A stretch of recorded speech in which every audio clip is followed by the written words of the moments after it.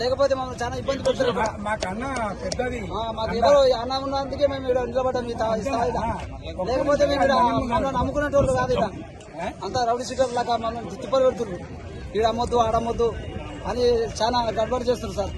అన్న వల్లనే మేము ఇక్కడ ఆగి అమ్ముకోగలుగుతున్నాం. టైం వచ్చినా నాకు ఫోన్ చేసి వస్తాను. ప్రతి ఒక్కరికి నంబర్ ఇస్తున్నా అన్న.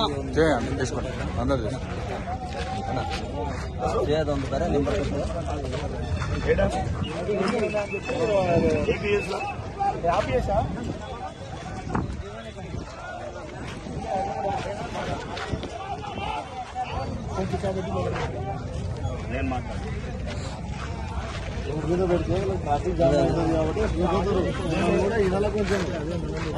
ఇప్పుడు వాళ్ళు చెప్పినా కూడా మనం మాట్లాడదు.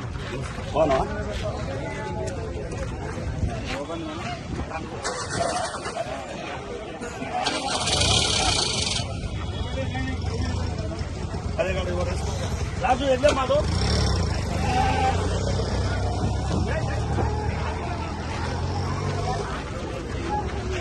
మీకు ఏ అటువంటి ప్రాబ్లం ఏమైనా మొదటి బెదిరించారు. పైసలు పోయినసారి పాత చెడలు గుర్తుకోలేదు. పైసలు ఇప్పించిన నేనే అనుకోని ఉంటారు దొంగలు. మార్కెట్లో కూడా ఎత్తుకపోయారు. మొదలు ఎత్తుకోతే పోయినసారి ఇప్పించారు. మీరు కట్టుకుండాలి. వాడు వచ్చే మనం అంతా మాట్లాడుకుంటే ఈడు వచ్చే మాట్లాడుకుంటూ పోతే ఎవరేం చేయలేదు.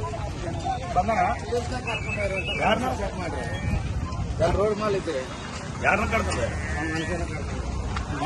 అది పోయి నన్ను ఫోన్ మాట మాకు ఫోన్ చేయరు వస్తాం. మీరు మీతో దౌర్జన్యం చేస్తుండో ఎవడో పుచ్చుకోబోతుండంటే నువ్వు ఏ రాత్రి అయినా విలువ నేను వస్తా. ఎందుకంటే ఇప్పుడు రాత్రి మున్సిపాల్లోని బెదిరించినాం రాలే. ఇక ఇచ్చినోడు కంటే పైసలు ఎక్కువైంది ఇచ్చిండు. దాన్ని ఎవరేం చేయలేం. నేను రాత్రి కూడా ఫోన్ చేశారు. మొన్న 3 రోజుల నుంచి ఫోన్ చేస్తే మున్సిపాల్ వాళ్ళు పైసలు అడుగుతారంటే వానికి అవసరం లేదు. వాడెవడు మున్సిపాల్ అడగడానికి అది మాట్లాడినాము. అది కూడా మున్సిపల్ కమిషనర్ వాడు వస్తే నాకు ఇవ్వమని చెప్పిన ఫోను ఆ మేడంతో మాట్లాడినాం. సునీత మేడం కమిషనర్ ఆమెతో మాట్లాడినాం. డిపార్ట్మెంట్ కూడా చెప్పినాము. డిపార్ట్మెంట్ వాళ్ళు కూడా మీకు కోఆపరేట్ చేస్తుంది. వాళ్ళు మీ ముందు కూడా మాట్లాడారు. డిపార్ట్మెంట్ ఏమన్నారు, మేము 3 కానిస్టేబుల్ ఇస్తాం. మీకు కొచ్చోడు గానీ ఇంకోటి రౌడ్ షీటర్ గానీ ఇంకో గుండా గానీ మీకు వచ్చి మీకు బెదిరిస్తే మేము ముందుంటామని చెప్పారు.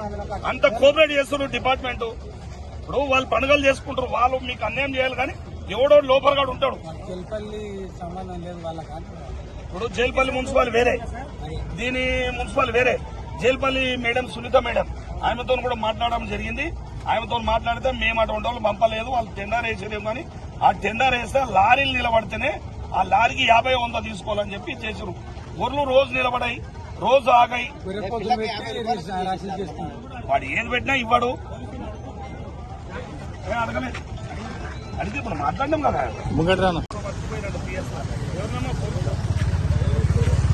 ఎవరు తీసుకోవాలి మళ్ళీ సార్ చెప్పినప్పుడు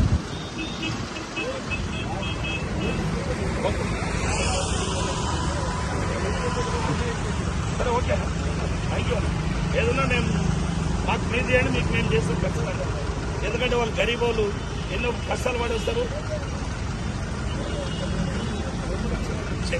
రాత్రి కూడా మున్సిపల్ సునీత గారు మాట్లాడారు. వీళ్ళు సరిగా మాకు కోఆపరేట్ చేయరు. వాళ్ళు వారం ముందు మాకు చెప్తే మేము టెంట్లు వేస్తాము, మా అడ్మినిస్ట్రేషన్ చేస్తాము. వాళ్ళకి వీళ్ళు మాధవ్ కృష్ణాన్ని వచ్చిండ్రు. మనకేం సలహా కావాలంటే మన కృష్ణాన్ని ఇస్తుండ్రు. మేము వచ్చి వీటికి 4 రోజులు అవుతుంది. ప్రతిరోజు ఫోన్ చేస్తుంటే చెప్తున్నాను. అందుకు ఎవరికి ఎస్ఐ చెప్పిండు, సిఐకి చెప్పిండు, మన మున్సిపాలిటీలకు చెప్పిండు. వాళ్ళందరికీ తొమ్మిది తిప్పలు పెట్టలేము. మమ్మల్ని తిప్పలు పెట్టకపోతే ఏమైంది, ఇప్పుడు గీడ ఉండి మళ్ళీ మాకు తిప్పలు అవుతుందంటే మళ్ళీ వచ్చిండు. ఇప్పుడు రోడ్డు మీద ఒక్కటి పెట్టుకున్నప్పుడు ఇక్కడ అమ్మగారని చెప్పిండు. దానికి మేము అన్నకు సహకారం చేస్తున్నాం. మా అన్న మాట మేము ముందు చేయలేము. అన్న మాకు అండ ఉన్నది ఎవరు చెప్పలేము.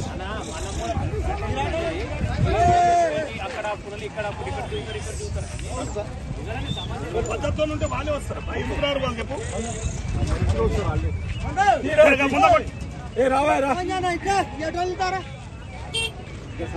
ఎక్కడ మీకు పోదాడా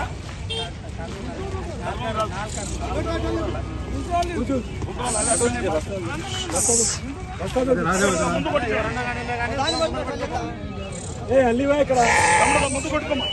మీరు ఆటోలేడు అడ్వాన్స్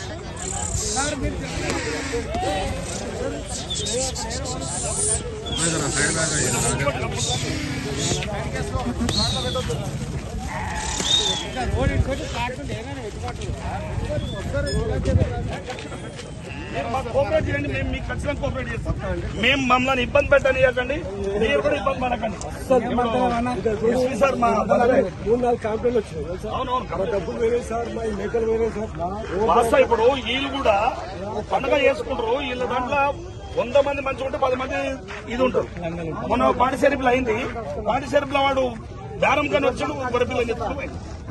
వాడిని ఏడ తీసుకున్నా మలకపేట దొరికింది. మాకు ఏం చేయాలి చెప్తాని. మరి వాళ్ళు కూడా ఇప్పుడు పండుగ ఎంత నీతి నిజాతిగా మీరు పండుగ చేసుకుంటారు, దానికి కోఆపరేట్ లేదు వీళ్ళు. ఇప్పుడు మేము ఎందుకు చేస్తాం? మేము వీడికి లేకపోతే మీరు మా ఊళ్ళలో పోటీ వస్తారు కదా, మళ్ళీ మాకు అవసరమా? మీరు బాగుండాలనే మేము చేస్తాం.